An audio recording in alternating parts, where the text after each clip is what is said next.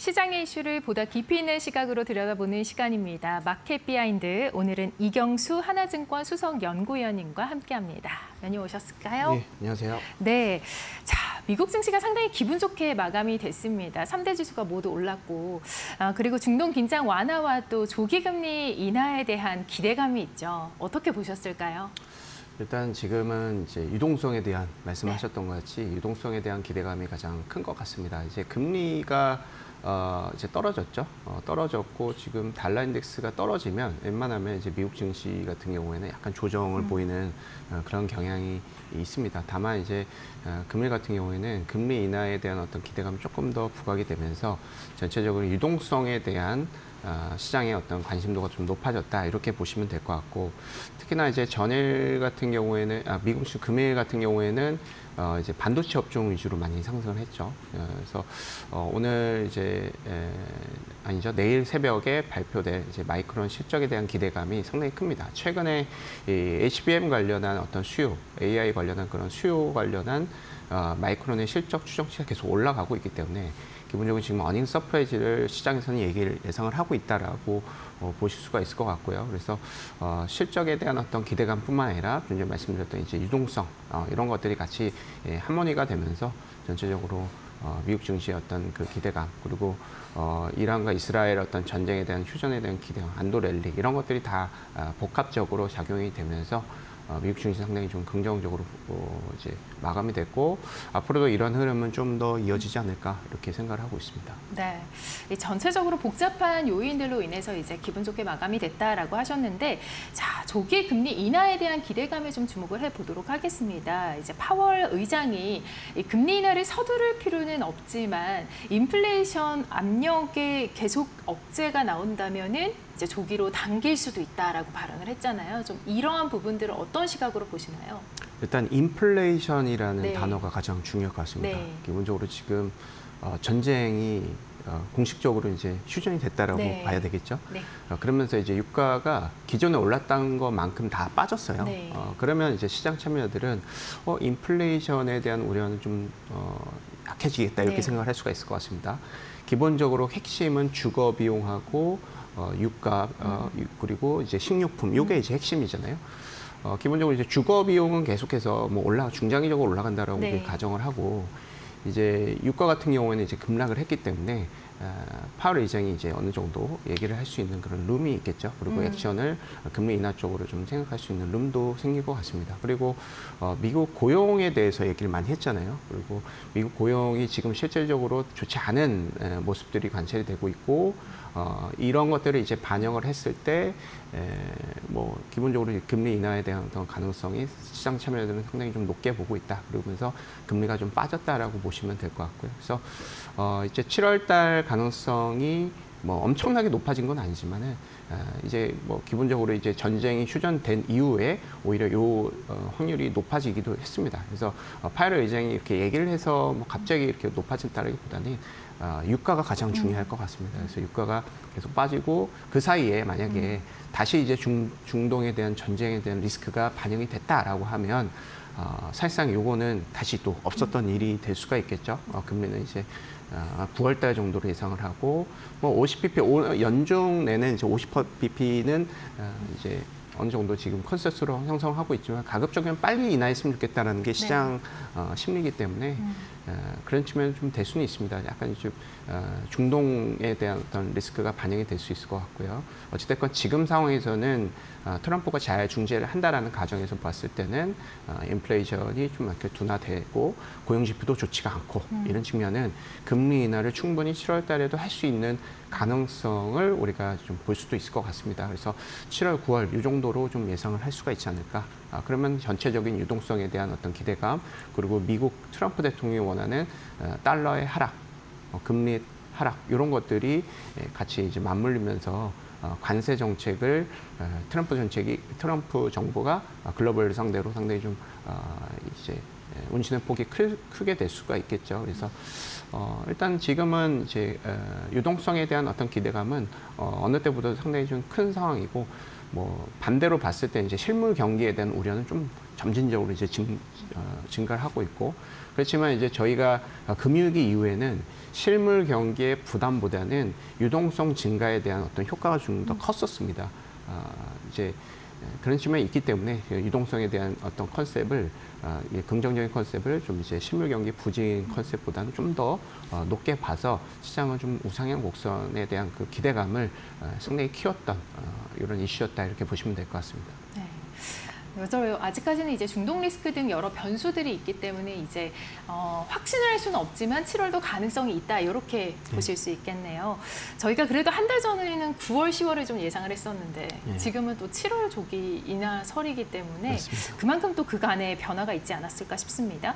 자, 이러한 휴전 합의도 있고 여러 이슈들 가운데서 국내 증시 또한 이제 장중에 3,100선을 이제 돌파를 하면서 3년 9개월 만에 상당히 좋은 흐름을 보였습니다. 국내 증시 좀 어떻게 보고 계세요? 국내 증시는 이제 글로벌 증시 대비해서 가장 좋지 않을까, 이렇게 생각을 하고 있습니다. 뭐 지금 제가 한국 사람이라서 그렇게 얘기를 하는 건 아니고요. 전일 이제 MSCI 코리아 지수도 4% 올랐죠. 4.3% 이 정도 오른 것 같고요.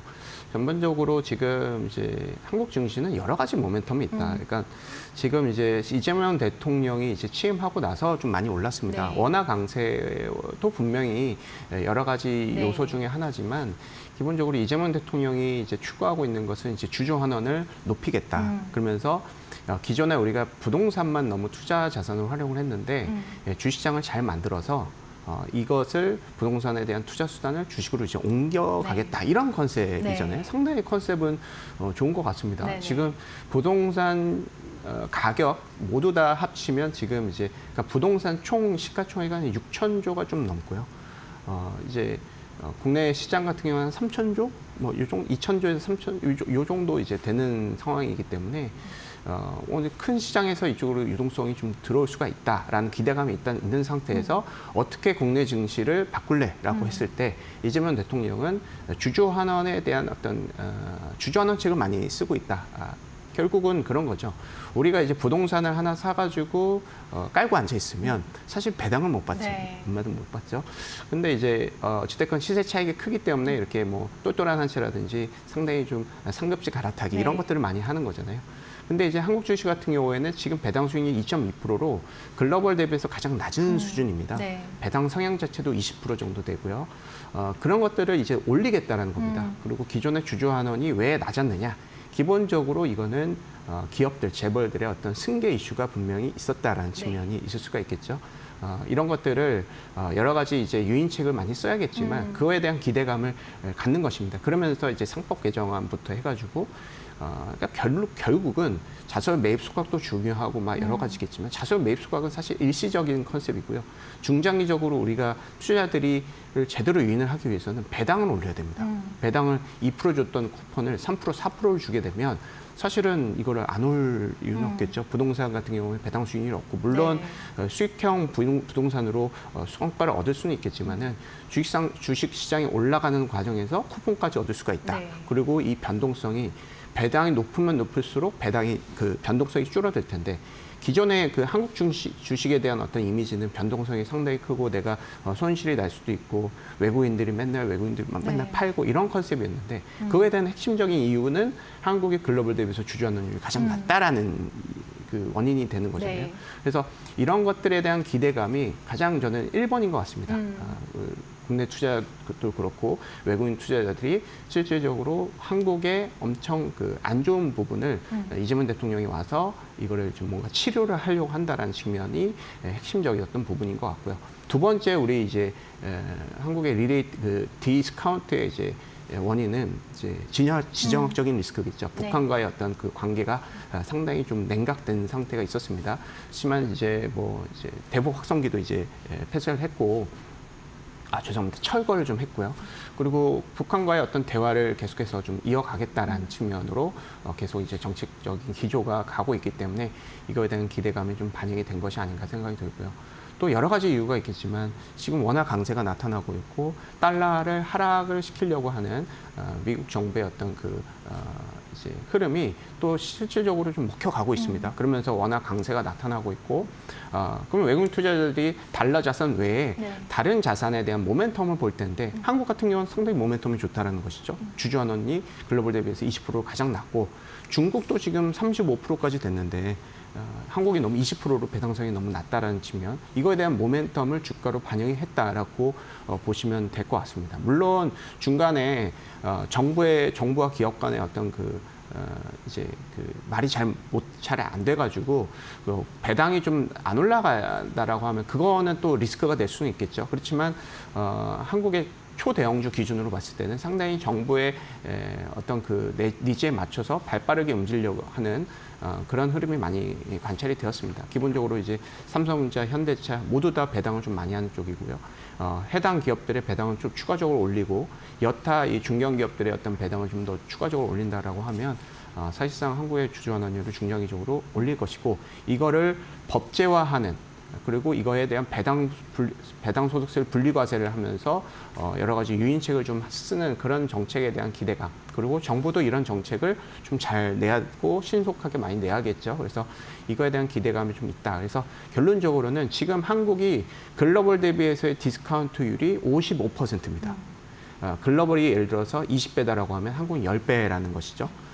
근데 이게 평균적으로보다도 지금 더 디스카운트가 심화된 거예요. 평균적인 수준은 저희가 한 35%에서 30%로 이렇게 보고 있거든요. 일단 기존의 평균의 디스카운트만 가고 여기에서 추가적으로 뭐 업세이드가 있다라고 컨셉을 보고 이제 우리가 전략을 세울 수가 있는데, 첫 번째 타겟은 우리 평균 디스카운트 30%까지 간다라고 하면 그때는 한국의 PR이 12.6배고 업세이드가 30% 나오는 거죠. 그러면은 4,000포인트입니다. 그래서 저는 상당히 한국 증시에 대한 어떤 포텐셜을 상당히 좀 크게 보고 있고요. 물론 지금 배당 성향이라든지 한국의 어떤 기업 이익 모멘텀은 좋지는 않은 상황입니다. 근데 핵심이 그게 아니라 기본적으로 지금 이제 글로벌 유동성과 함께 한국의 어떤 주주 환원 정책, 이런 것들이 핵심적인 키가 되기 때문에 한국 증시에 대한 어떤 기대감은 상당히 크고, 지금 고객예탁금도 상당히 늘어나고 있잖아요. 네. 이러한 측면도 상당히 긍정적인 컨셉이다. 좀 전에 말씀드렸다시피 부동산의 시가총액이 6천조입니다. 네. 6천조가 넘는데 지금 고객예탁금이 65조예요. 네. 상당히 낮습니다. 네. 그래서 물론 이것이 국내 증시에 이제 유입이 되는지 다시 이제 빠져나가는지는 이제 리스크가 될 수 있겠지만, 추세적으로는 저는 올라갈 것으로 보고 있기 때문에 고객 예탁금도 기존 고점인 한 90조 그 정도까지는 충분히 가능하다라고 생각을 하고 있습니다. 좀 개인적으로 상당히 좀 긍정적으로 보고 있습니다. 네, 좋습니다.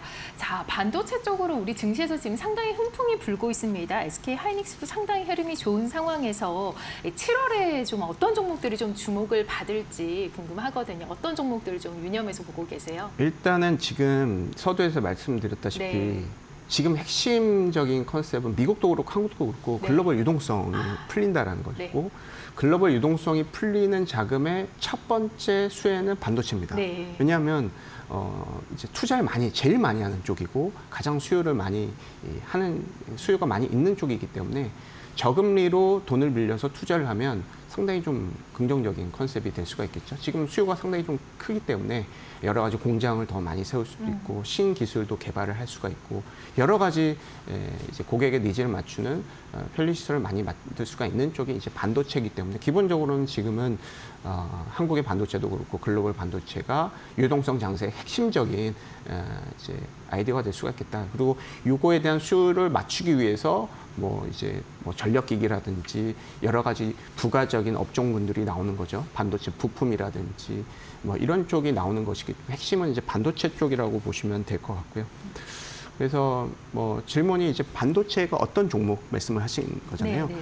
그래서 한국 같은 경우에는 SK 하이닉스가 단연 1등이 되겠죠. 네, 네. 네, 지금 분기별 이제 OP 기준으로 봤을 때는 8조, 9조를 예상을 하는 것이 이제 하이닉스이기 때문에 그러니까 한국 안에서 분기별 이익이 1등인 그런 기업이 되었습니다. 삼성전자 같은 경우에는 6조에서 7조로 많이 다운이 됐고요. 네. 그래서 HBM이 글로벌적인 어떤 수요가 핵심적인 어떤 상품이기 때문에 그쪽을 제일 잘하는 SK하이닉스가 제일 좋을 것 같고 글로벌 기준으로 보면 이제 내일 실적 발표하는 마이크론이라든지 이런 기업들이 되겠죠. 마이크론, 뭐 AMD, 뭐 팔란티어, 엔비디아, 뭐 오라클, 뭐 브로드컴 너무 많을 것 같습니다. 해당 기업들에 대한 기대감은 뭐 중장기적으로 이어질 수 있다. 근데 우리가 생각해야 되는 것은 마이크론 같은 경우는 이제 미국 기업이잖아요. 사실은 미국이 계속 밀어주는 쪽이란 말이죠. 그러면서 얘네들에 대해서 수요를 확인하고 한국도 여기에서 이제 소유에 있어서 빨대를 꼽는 거죠. 네. 그런 컨셉으로 좀 가는 측면. 그래서 전체적인 내일 이제 마이크론 실적이 발표가 되겠지만 전체적인 수요를 확인하면서 추가적인 반도체 업종의 강세도 우리가 기대를 할 수가 있겠다. 그런데 이제 한국도 잘하기 때문에 한국 증시도 그거에 대한 순풍을 분명히 받을 수가 있기 때문에 지금 유동성하고 실적 상당히 좀 모두 다 좋은 환경이다. 그래서 저는 상당히 뭐 미국도 그렇고 한국도 그렇고 반도체 업종 같은 경우에는 긍정적으로 평가를 하고 있습니다. 네, 그럼 7월에 이제 퀀트를 통해서 뽑힌 종목으로 이제 반도체주 쪽 말씀을 해주셨습니다. 자, 오늘 여러 가지 유동성과 관련된 얘기들 그리고 또 배당과 관련된 얘기들 여러 가지 얘기들 많이 들어봤습니다. 네, 오늘은 마켓 비하인드 이경수 하나증권 수석 연구위원님과 함께했습니다. 위원님 고맙습니다. 네, 감사합니다.